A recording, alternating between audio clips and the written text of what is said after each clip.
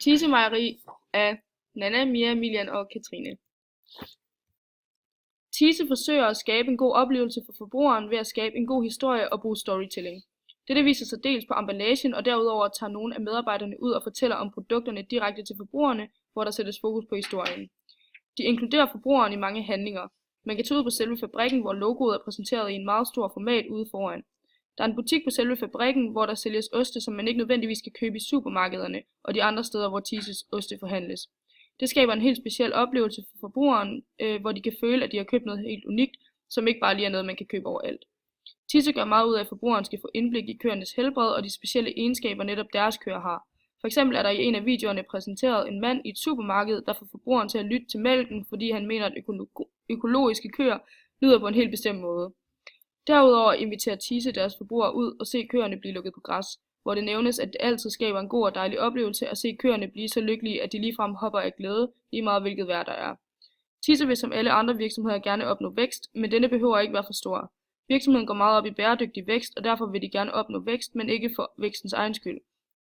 Thise vil gerne beholde sine værdier og vil gerne have det maksimale ud af de fordele, der er ved at være en lille producent. Virksomheden har et mål om at komme ind på det nordiske kort over mejerier inden for 10-15 år, hvilket vil kræve, at de produktudvikler. Thise arbejder derfor hårdt og i højt tempo for at udvikle nye kvalitetsprodukter, mens der samtidig arbejdes på at sprede afsætningen til mange kunder på mange markeder, for på den måde at mindske sårbarhed og afhængighed af enkelte kunder og enkelte produkter. På det internationale marked er styringen meget taget af de større nationaliteter, og derfor vil det kræve meget af virksomheden, og det kræver, at de fortsat skaber en stor værdi for kunden i form af oplevelsesøkonomien, så de på den måde kan differentiere sig fra de store internationale konkurrenter. Oplevelsesøkonomien for Thise er med aktiv deltagelse og fordybelse. Her er det kunderne, der går ind i oplevelsen og dermed benytter oplevelsesdomænet eskapisme. Det har blandt andet tale om, at kunderne ser køerne komme på græs, samt tager til fabrikken for at opleve fabrikkens produktion af ostene, samt til butikken, og den store skulptur, der viser virksomhedens velkendte brand. Derudover benyttes oplevelsesdomænet uddannelse i form af læring og viden. Medarbejdere fra virksomheden tager ud og fortæller kunderne om økologi og køernes velfærd. Konkurrencesituationen hos Thise er marginal, da der ikke findes specielt mange udbydere af mælk på landsplan. Det har gjort, at Thise på nuværende tidspunkt indtager positionen som Danmarks næststørste mejeri. Danmarks største mejeri er Arla Foods. Thise samarbejder med Coop Danmark, og de videresælger omkring 80% af deres produktion til det danske marked, heriblandt Coop. De resterende 20% af mejeriets produktion eksporteres til nabolande såsom Tyskland, Sverige og England. Virksomheden havde i 2014 en omsætning på 864 millioner kroner, hvor Arla Foods i samme år havde 73,6 milliarder kroner. Thise befinder sig udelukkende i Danmark og beskæftiger omkring 200 medarbejdere, mens Arla Foods i 2013 beskæftigede 19.577 medarbejdere fordelt på 10 lande. Arla producerede i 2013 en mængde af 12,7 milliarder kilo indvejet mælk, mens Thise året efter havde en sølle mængde på 94 millioner kilo. I udlandet er konkurrencen dog større, hvilket kan give virksomheden problemer ved at trænge længere ind på det internationale marked. Dette er den udfordring, vi ser for Thise, da de har et mål om at være med i internationalt.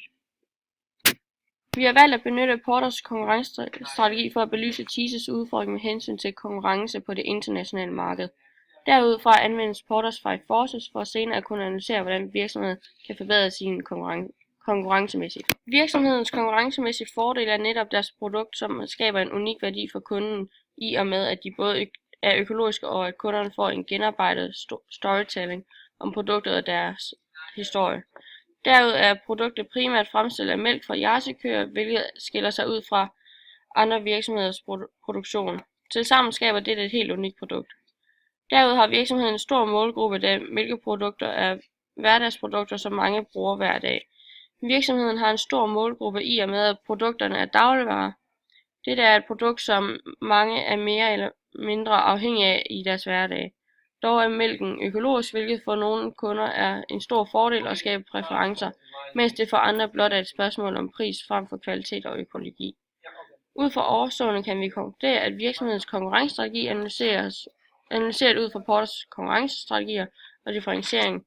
Vi satser på at tilbyde et unikt produkt til en bred målgruppe. Trussel fra nye udbydere. Der er mange mælkeprodukter på markedet, og det er svært for nye udbydere at komme ind på et marked, der er domineret så meget af nuværende produkter, heriblandt Arla og Thise. Dette vil det være et svært marked at trænge ind på og få meget ud af, og derfor er markedet ikke særlig attraktivt for nye udbydere. Truslen for nye udbydere er altså forholdsvis lille. Truslen fra leverandører. Virksomheden har en lang række af leverandører, og da varen ikke er særlig eksklusiv, er der mange leverandører på markedet. Er truslen fra leverandørerne ikke særlig høj, idet leverandørerne nemt kan udskiftes.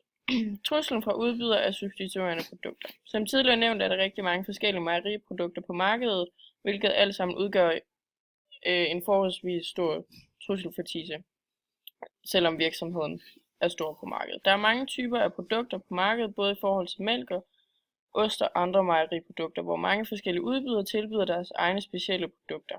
Der er både lidt dyre produkter af højere kvalitet heriblandt Thise og Arla, og der er mange faktorer, der spiller ind, men i og med, at der er mange produkter på markedet, er truslen fra udbydere af substituerende produkter stor. Truslen fra købere.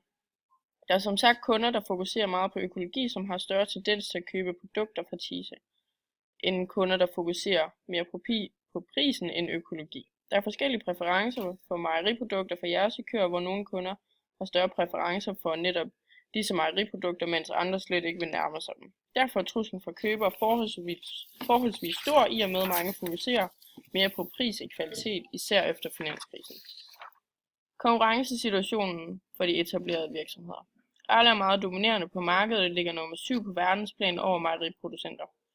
Thise differentierer sig fra Arla grundet deres jersikomælk, men konkurrencen er stor. Der konkurreres både på pris og kvalitet.